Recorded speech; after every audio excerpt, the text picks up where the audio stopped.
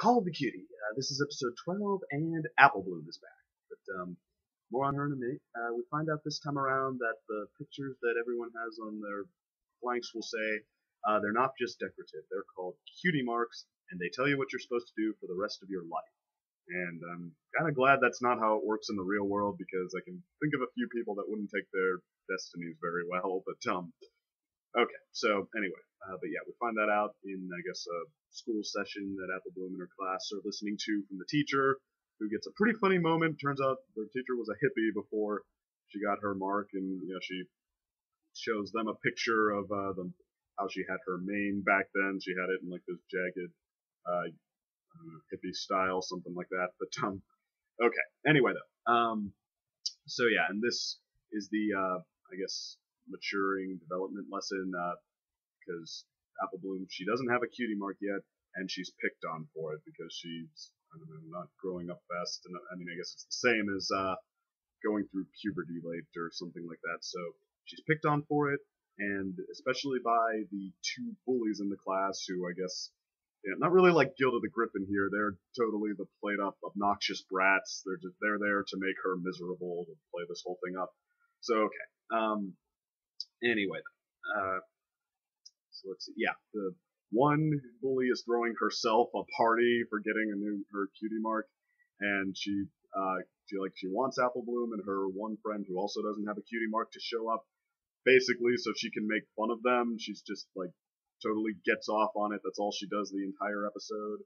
But okay, so Apple Bloom decides she really wants to get a cutie mark, and she thinks the only way she's going to get it is to just try anything, find out whatever her talent is, any way she can. And so she starts out, she asks Applejack to help her out, because remember, Applejack's her older sister, so, but Applejack's also the one who insists on the mature perspective, like, oh, you totally just need to wait for it. I love my country accent there, no? But, okay, yeah, because she was also the last one in her class to get her mark, so maybe it runs in the family, but anyway, so let's see. But Apple Bloom, she doesn't take it in. She just notices that every family member has an apple cutie mark, and she thinks that means that her cutie mark has to have something to do with apples. So, yeah, she goes with Applejack to sell apples. She turns into a crooked salesman really fast. That's her approach, trying to make it happen. So that doesn't gel with Applejack, because I guess she's the element of honesty and all that. So Applejack ends up giving away all the apples as an apology for when Apple Bloom tries to put them in a customer's bag behind her back and say, like, up, you're trying to steal fork over 4 bits. And so yeah, Applejack gives away all the apples as an apology and then kicks out Apple Bloom. So okay, but then we get Rainbow Dash entering the picture. She does not share Applejack's point of view. She was the first one to get a cutie mark, and she thinks, yeah, she totally knows how to get Apple Bloom one. She just needs to get her to try everything she can, from hang gliding to roller derby to what was it, karate. I got a pony doing karate, but okay. So yeah, and of course this doesn't work because it's not how it's supposed to happen. Just dumb idea. So all right, Apple Bloom, she's in despair. Rainbow Dash is still trying to think of stuff, because I mean, she's still trying to help. She still wants to make it happen, but then Pinkie Pie comes by and says she looks like she'd be good at eating cupcakes, while Apple Bloom's despairing about not knowing what she's good at. So, of course, I mean, a little elementary school girl, she wants to eat cupcakes more than she wants to stick to Rainbow Dash's regimen. But and she is nice about how she breaks it off with her, just like, I'm sure I could still learn more from you, but no, I just want to eat cupcakes. Bye. But okay, so we get a little cupcake making song from Pinkie Pie, which I mean, energetic, all that, whatever. But okay, of course, Apple Bloom she tries to make cupcakes and then eat them, because I think it's either a cupcake making cutie mark or a cupcake eating one she's going for. Whatever.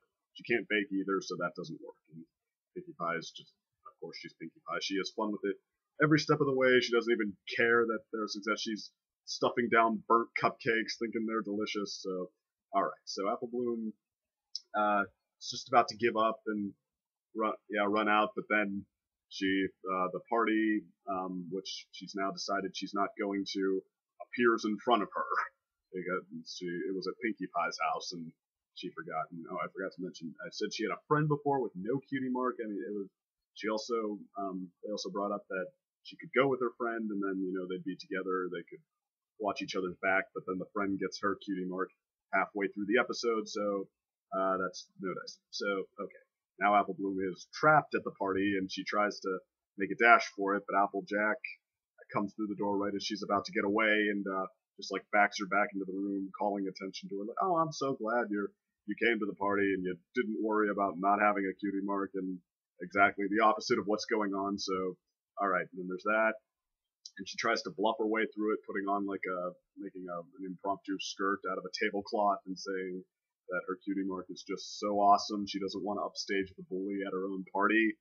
So, okay, and of course that doesn't work because that would be too easy. So, she accidentally gets it caught on something, rips it off, even though the bluff was working, and then, yeah, she's at the mercy of the two bullies, and then two other ponies her age we've never met before just suddenly sort of appear and begin, like, just literally out of nowhere, if it sounds like that was random, but and it was.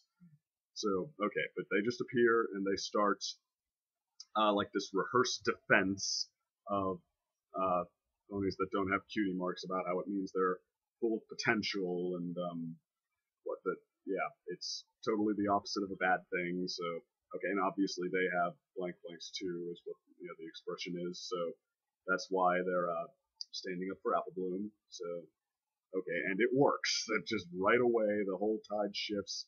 Everyone in the party is now on Apple Bloom's side, and the bullies, they're trying to rally them back. It doesn't happen, and Twilight, Sparkle, and Applejack, they both get their word in too here. They got to put their spin on the philosophy, so Apple Bloom can hold her head up once again. She's totally bailed out. So, okay, and then her two new friends, they introduce themselves. Their names are Scootaloo and Sweetie Belle, and they want to be friends. They want to form like a club to watch each other's backs and celebrate. Well, actually, it's watch each other's backs and either celebrate not having cutie marks or exploring how they're going to get theirs or something like that. So it's pretty vague, but yeah, they form a club. They call themselves the Cutie Mark Crusaders, and I mean, I'm guessing that they had that name in mind ahead of time, the people making the show. So, all right, but anyway, so two new friends who I'm guessing we're going to see a lot more of. I'm guessing we're not going to see the other friend anymore, but and that's the end of the episode.